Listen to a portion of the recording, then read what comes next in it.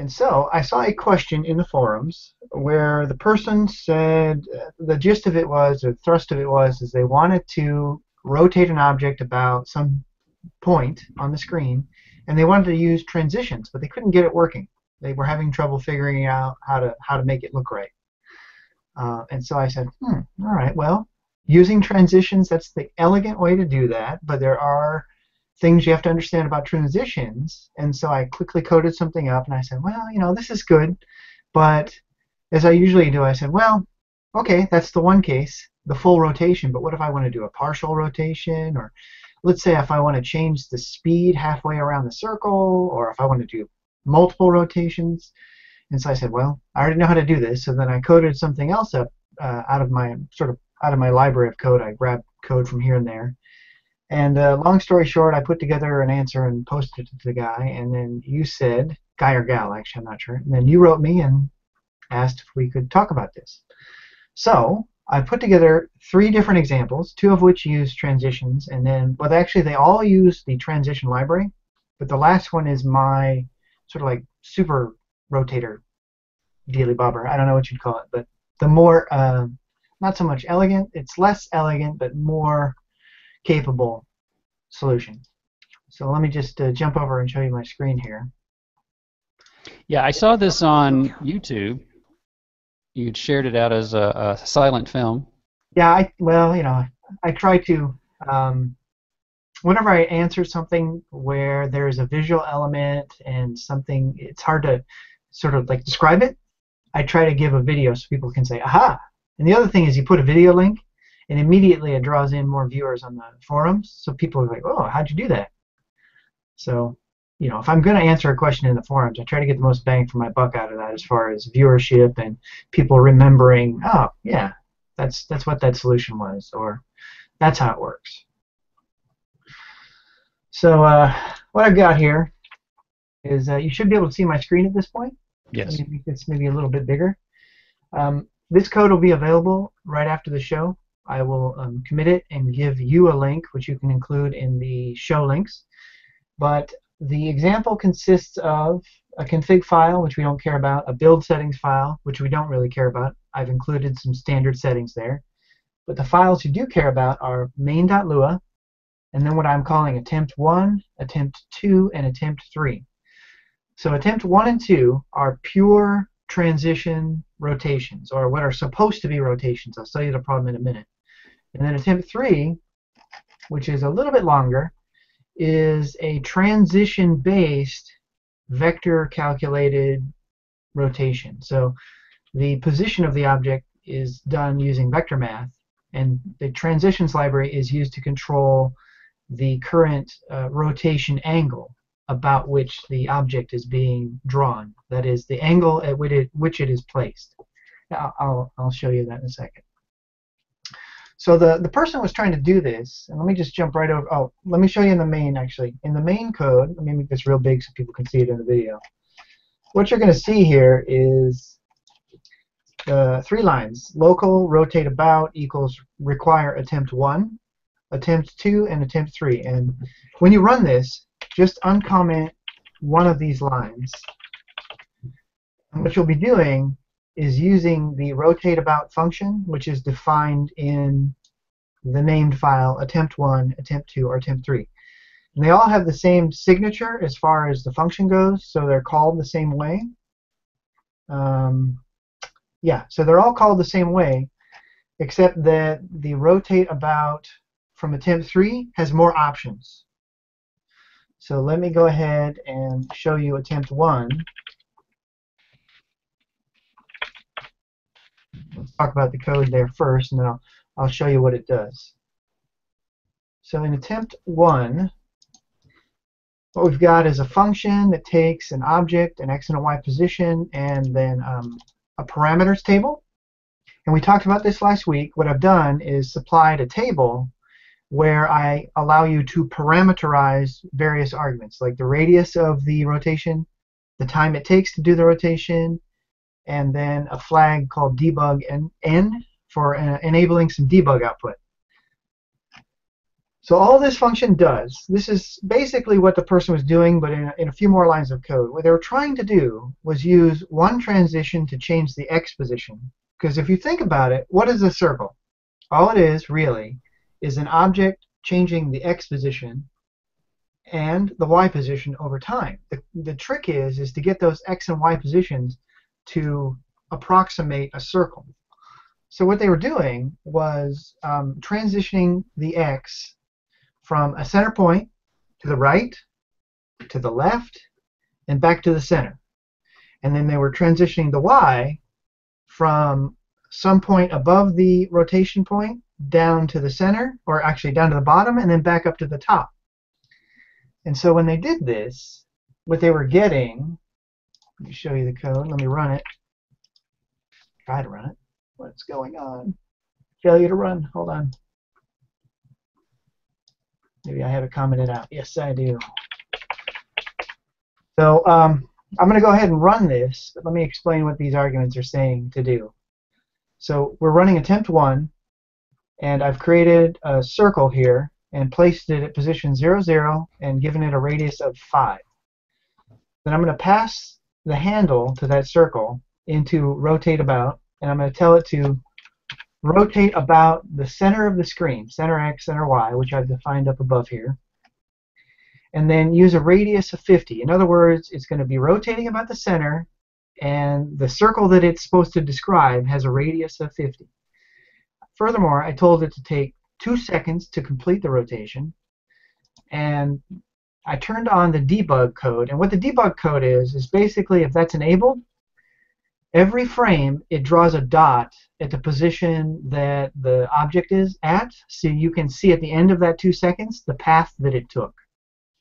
Now obviously you wouldn't want to do that for your game, but as far as for this example it makes sense. So if we run this, this is what we get, which is not a circle. What we get is a diamond, or a square turned on its side. So this is where the person was stuck, I'm pretty sure. And the reason is because they've done everything correct.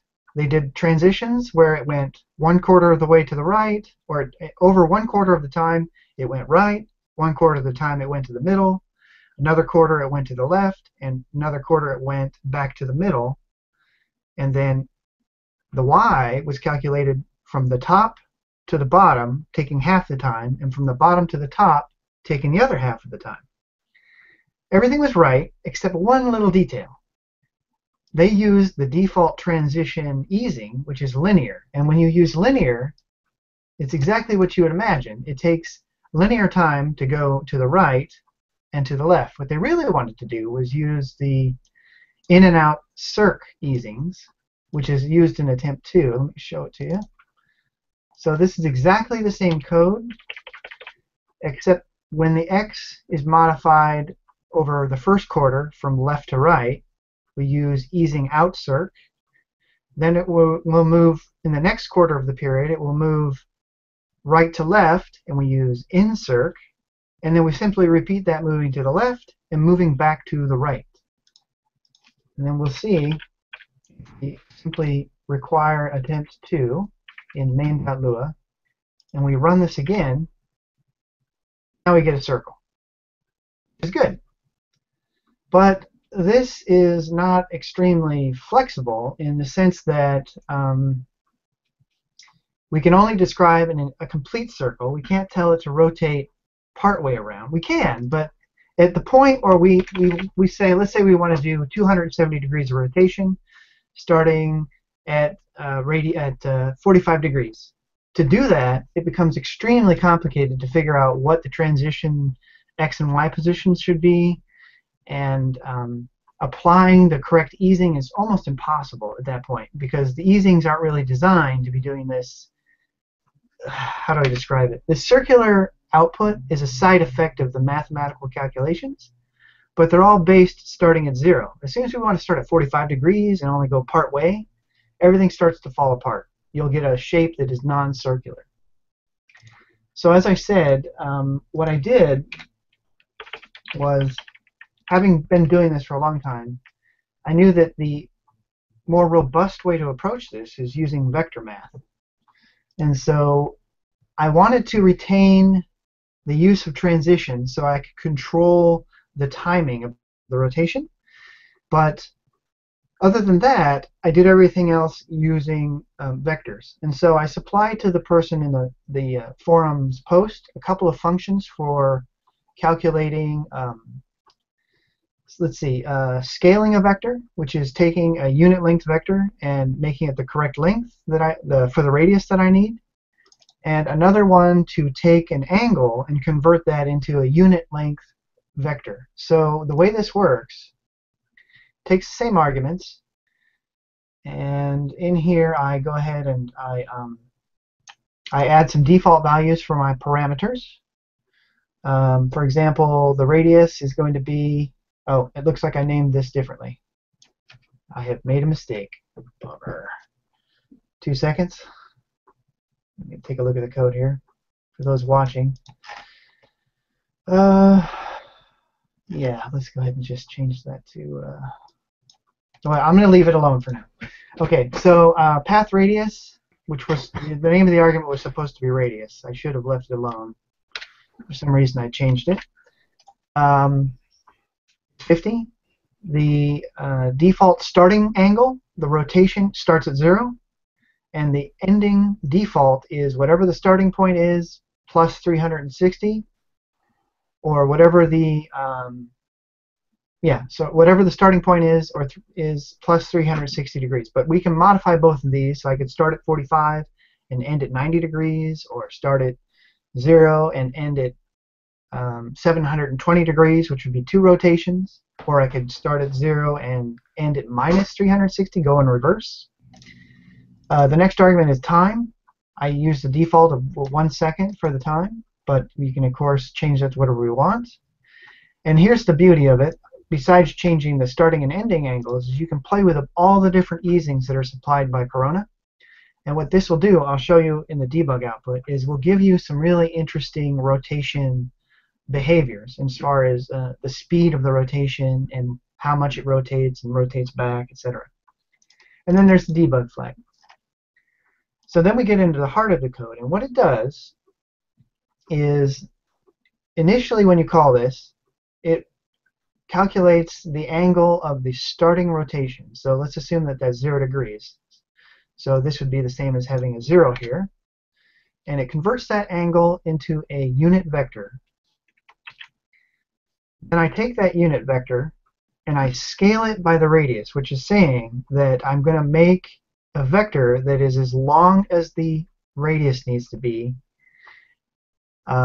but has the properties of pointing in the direction of the angle. And then what I do is I take that calculated vector and add it to the object's starting position, which is the value here. So the value that I passed in the x and y plus this vector will basically, what that says is as soon as you call this, it moves the object to the starting point of the rotation. Let's skip this part for now. The next thing that's important is the Innerframe calculation, so the Innerframe function. So what I do is I attach a listener, and every time Innerframe is called, I will redo the positioning calculation, because further down here I'm using transition to change the rotation of the object. You'll see that I've got this funny name. So it's worth noting that a lot of people, when they see transition, they think, oh, it's got to be a display object. Transitions are, the library is used to modify any field on a table or a display object.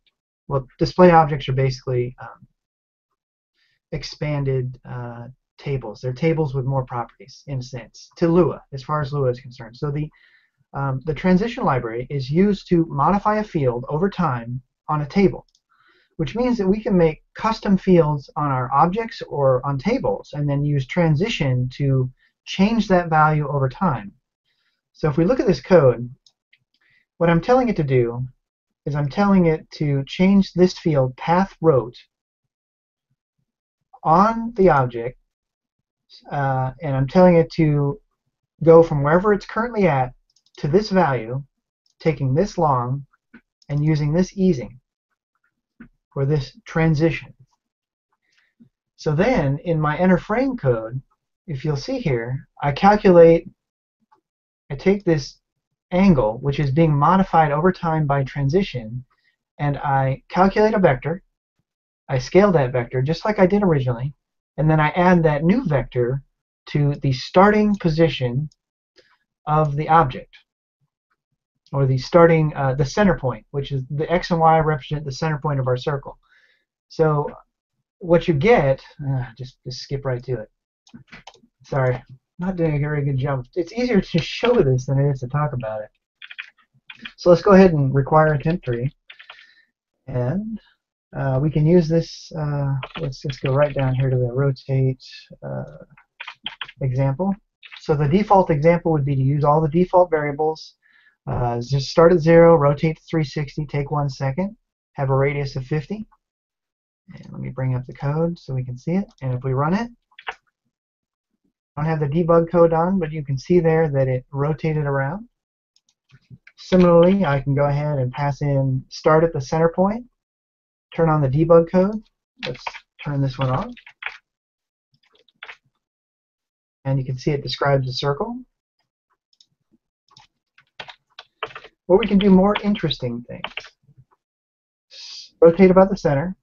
Take 10 seconds to do it using an out elastic, which means it's going to, in a sense, bounce. It's going to pass the ending target, and then it's going to come back, and then it's going to keep doing this bouncing thing until it settles down, and then show the path. So we run that. And so as you can see, is it rotated around, but because we're using the out elastic transition, it shot past the point where it wanted to go, then it bounced back, and it kept bouncing, and you can see by the density of this debug output, the points where it was most often at during the Innerframe. So this is just a nice visual way to describe the arc. So it also gives it a nice organic feel. Yeah, exactly. This is the beauty of being able to apply the transitions for the timing of the rotation, because you can get a nice, as you say, organic feel for the movement. It becomes a lot more interesting looking, a lot more juicy. If people listening remember that discussion a few years back from one of the game conferences where they were talking about making your game juicy by giving it little visual and audio effects to get people to enjoy the game more, basically to get a little more, what's the word I'm looking for here? I can't think of it. When you get into the game, somebody's going to write you later and say, Ed, this is the word you were meaning. Engagement. Yeah, well, engaging, yeah. So let's do another example here real quick, and then I can answer some questions, and then I'm going to be out of time. I want to let Chris get to his thing. So what are we doing here? Rotate about the center, take 6 seconds, start at 270 degrees, end at -90, so it's going to go in reverse, and use the bounce, and again show the debug. So let's go ahead and do that.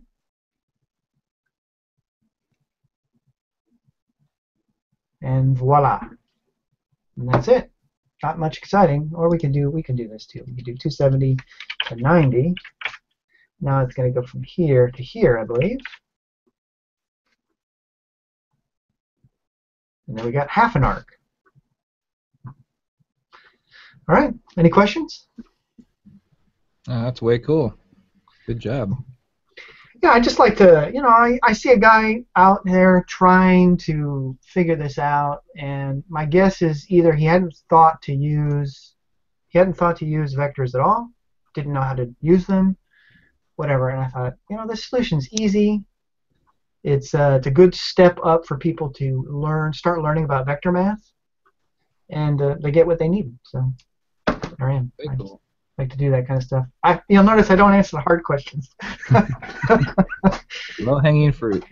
I stay away from stuff like, how do I make this in-app purchase thing work, or whatever. Nope. Sorry, talked to the wrong guy. Well, I tell you, the two takeaways that I have there, one is the transition to.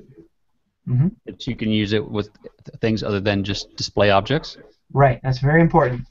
I I think that's a very important concept to hold on to. And then the second thing is just grab this piece of code and put it into your toolbox. Whatever you have a code repo that's local to your machine, or you use something like GitHub or Bitbucket or whatever, grab it, save it, because even if you don't need it today, you can pull it up later and use it then, because these are little nuggets. I feel like, I'm a code hoarder. Yeah, me too. I like to pull those little pieces together and put them in. I have an tuck them electronic journal where Yep. when I see some cool code, I just put it in my journal and give it a title and then paste it in there. And then someday I might go back and go, yeah, I could use that. Dear diary, today Dear diary. I rotated around a center point. I used let's look at my journal, my circle overlap axis aligned bounding box code. I don't even know what that does. Do you use tags? Do you tag your stuff too, so that you like your stream of consciousness, so you'll be able to go back later and find something? I keep a daily journal where I keep notes on the things that I found, and then I keep another part of my journal where I actually keep the code. So yeah, I do both. Okay. And it's all searchable, right? Yeah, it's searchable. Yeah. I just have a huge folder full of code from the last 3 years. I used to do that, but then I started losing stuff. Yeah. Yeah, it's a nightmare to keep track of lots of code. Sometimes.